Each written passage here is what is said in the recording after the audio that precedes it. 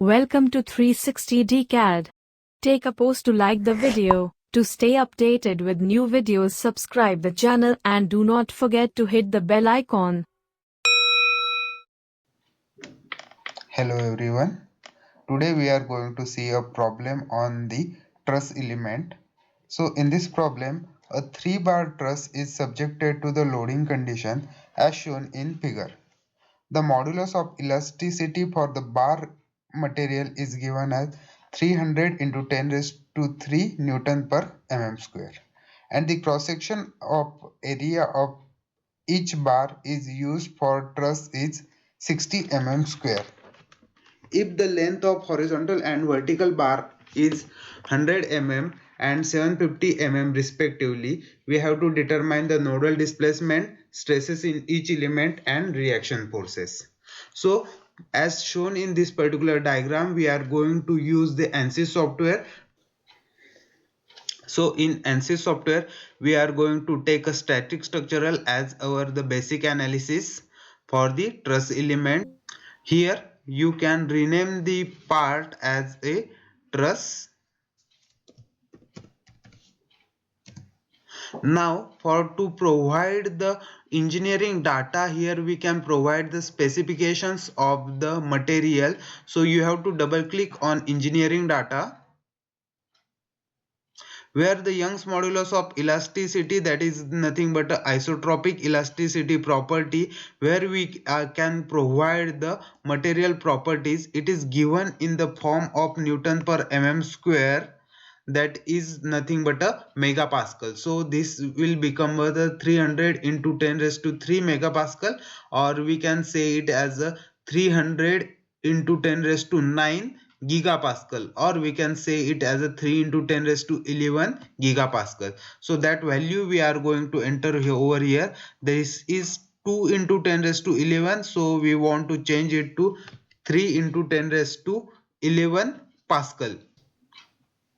So here we are going to draw this particular element. The second important thing is Poisson's ratio. If it is not given in the question, we will keep it as a default at 0.3. Now our engineering data is completed. Close this window of engineering data and we will back to our problem. Now we have to define the geometry. So just right click on geometry and we are going to draw it with the help of design modular. So here our design modular has been started. Now we have to draw the exact same diagram as shown in figure. So in this diagram we have to draw, we will require the 3 node. First one is a node 1, node 2 and node 3. So we will require the 3 points. So for that we are going to draw a triangle on the xy plane. So if you want this plane to be perpendicular or to be parallel to our screen, just right click on the xy plane and click on look at. So our xy plane become parallel to our screen. Now we have to go into the sketching window. Now in sketching window we can see over here that is a unit system is in meter. So whatever the from point left side to right side, it is 0 to 50 meters. So we will change unit system to millimeter and we have to draw, just zoom in properly so we can start drawing. So first we will take a line diagram and we will start with the origin and we have to draw one horizontal length. So we will just create a random length and we can dimension it afterwards. So one horizontal line and one vertical line. So these two lines we have drawn. Now we have to provide a dimensions to it. So jo first one is a horizontal dimension. So select horizontal, pick the first point and second point and place the dimension. Then we are going to provide the vertical dimension. So click the first and second point of a vertical line and place the dimension. So here you can see that h1 is 100 and v2 which is nothing but a 750. So to visualize the total screen, you can simply right click and here you have to select the zoom to fit. So our whole diagram will come into our screen.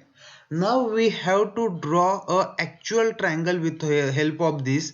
So when we come into the modeling, we have created only two lines, but these are the zero part and zero bodies. So to create a part and body, we are going to go into the concept and draw a line from the points. So with the help of two line, we have already generated the 3 points, so we can generate a line from points. So we are going to select the first option. Here we are going to select the point on between which we are going to generate a line. So pick a first point, press the control button, and then pick a second point, and we are here in point segment, click on apply. So here one line or one line segment is been selected. Here you can see a one lightning symbol which requires us to generate. So when you click on generate, here you can see the one part and one body is being created. Now we have to draw a second line which will be our vertical line. So again go to the concept, select the line from points. Now pick the second node, press the control button and pick the third node. Then click on apply. Our second line has been generated. Here you can check it in the line 2. And we are going to make this total diagram as a single body because the cross section area of all three lines are same. So no need to generate a separate body. If you are willing to generate a separate body, you have to choose the option of add frozen. Otherwise keep it to the add material and click on generate. And now we are going to draw our third line. So again go to the line from points, pick the first node, press the control button and pick the last node and click on apply. So again line 3 is generated, click on generate button. So all three lines generate the single line body. Now for this particular line body we have to assign a cross section area.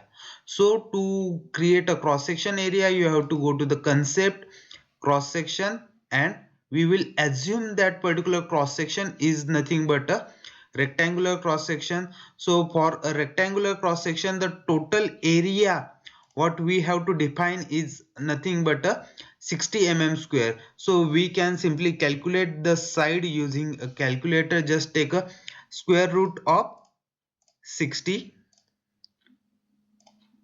which is nothing but 7.74596. That's the value we are going to enter as a side of a rectangle. So here we are going to put the value of 7.74596. 7.74596, press enter, and second is also 7.74596. Now here you can check the area is nothing but 60 mm square. So what it is same as per given in our problem, that is a cross section area of truss is 60 mm square.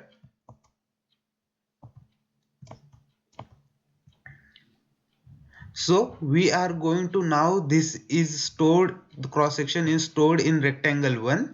Now we are going to assign this cross section to our line body. So in line body you can select the cross section as rectangle 1. So if you want to visualize this, you can go to the view and select the cross sectional solid. So our cross sectional solid has been visualized as per our given specifications. Now this the design modular part is been completed. So we will just close the design modular, and in the our ANSYS workbench screen you can visualize that our geometry is been completed and right click is been given in the geometry. Now we are going to go into the model section. So right click on it and click on edit. So ANSYS mechanical will be started. So again you have to wait for ANSYS mechanical to start.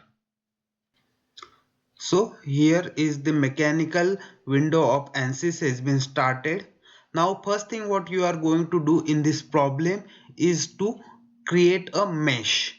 So for creating a mesh, if you want to solve this problem numerically also, then it is always suitable that you should divide the each element each line or each edge as a single element. So for that we are going to right click on the mesh and insert the sizing option, so that you can select provide the dimension in such a way that each side of the triangle will create a single element. So here in the sizing we are going to select the type of selection we are going to provide, and it should be the edge selection. So you are just have to pick all three edges and click on geometries and apply it. So all three edges are been selected. Now in element size, instead of providing the size of element, we will provide the number of segment per edge. So in this we will select the number of division and keep the number of division 1, so that each edge will act as a single element. So your sizing has been converted to the edge sizing. Now just right click on mesh and click on generate mesh. So your meshing will get generated. So each edge will act as a one element. Now we are going to provide the boundary condition and loading condition. So you can see in this particular picture that the first node has a fixed support. So fixed support will provide the restriction in x as well as y direction. So in the static structural, just like right click on static structural, go to the insert and select a fixed support, and here we are going to provide a first point as a fixed point. So in the selection criteria, you have to convert your selection criteria to the vertex. Now pick the first vertices, click on apply. So one vertex is selected, so fixed support is being provided to the first point. Now again right click, and now here we have to provide the second node with a roller support. So roller support is going to provide you support in y direction only. So in the ANSYS mechanical background, we are going to right click on static structural, insert, and here we are now going to select the displacement. So displacement in y direction we are going to restrict for node number 2. So click on apply, and here the xyz component are free right now. So we are going to restrict the translation of that node in y direction and as well as in z direction, because we are not going to use the z direction, so we will keep it as a ramp. And x component will be free because it is a roller support, so that particular point can move in the x direction. Now we have completed the boundary condition, and now we will go for the loading condition. So in loading condition, we can see that on node 2 there is a load of 25 kilonewton applied in a rightward direction. So in the ANSYS mechanical, again right click on the static structural, go to the insert. Now you have to select the force, and force we are going to provide on the second vertices. So click on apply, and instead of applying it as a vector, we will select a component, and we will apply the force of 25. It is given in Newton, so we will add 30 to convert into the kilonewton. So 25 kilonewton in x direction is been applied. Now here we are going to use the sign convention, that right side is positive, left side negative, and downward side negative, upward side positive. So to apply the second load, which is in downward direction, so the value will be negative and application point will be the third vertices.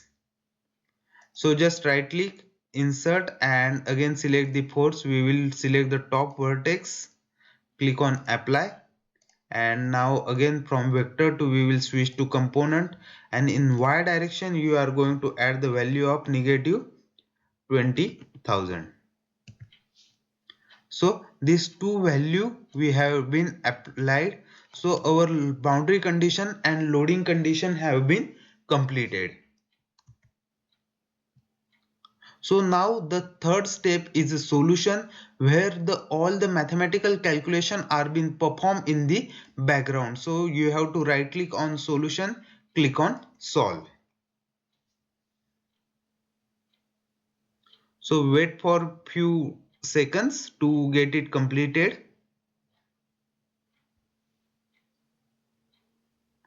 So our solution has been done.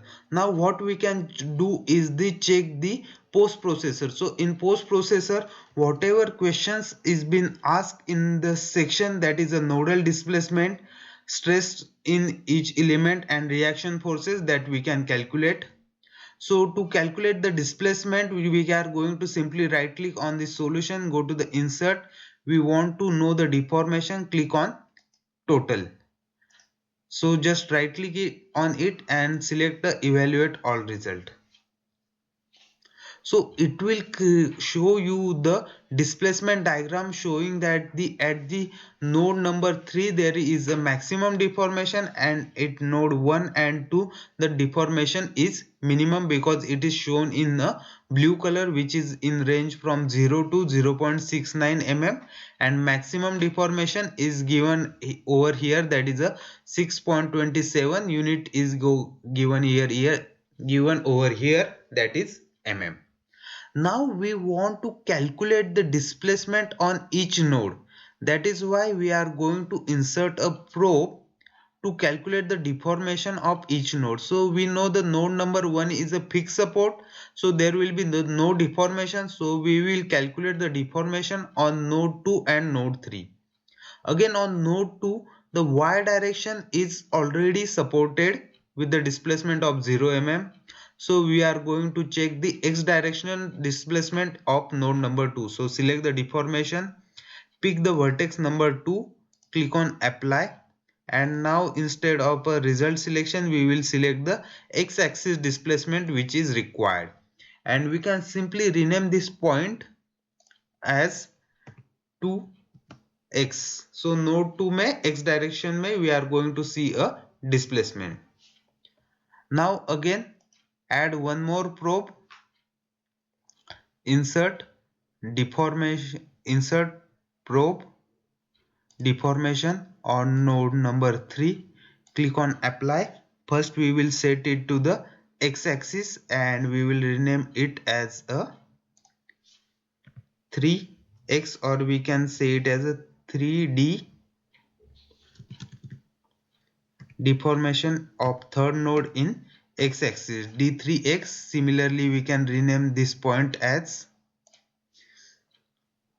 d2x, and again we will add one more probe of a deformation. Select again the third vertices, click on apply, and instead of all we will select the y direction and here rename it to d3y, and just right click on it and select evaluate all result. So your deformation in the second point is given over here, that is 0.13 mm. Deformation of third node in x direction is nothing but 6.21 mm, and deformation of third node in y direction, so it is given in negative, because downward side we are going to consider as a negative, so minus 0.83 mm.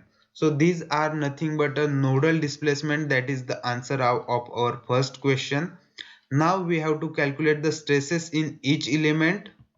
So to calculate the stresses, we are going to right click on solution, insert. Here we will select the beam tool. So in beam tool we are required to calculate the direct stresses. So right click on it and evaluate all result. So here in direct stresses you can check that the minimum stress, or we can say as a compressive stress, is being generated at the topmost point, that is a minus 166 new, and unit is MPa, and maximum stress is 207, again unit is MPa. So these are the various stresses generated in our truss element. And now one more question which is been asked is nothing but the reaction forces. So for reaction forces, again we have to go to the solution, insert, and in probe we are going to select the force reaction. So in the first force reaction we will select the fixed support, and another will be your probe again reaction forces, and here you have to select the displacement. Just right click on it and click on evaluate all result. So this is for R1, so we will just rename it R1, so reaction at node 1, and we will rename it as R2, reaction at node 2. So the value of R1 is nothing but minus 25 Newton in X direction, and in Y direction that is 17.61. And in R2 there is only one reaction, that is a vertically upward direction, and the value is in Y axis, that is 19.982 kilonewton. So this is the answer of our third question. So all the answers we have been calculated using a ANSYS software. So that's all for today. Thank you everyone.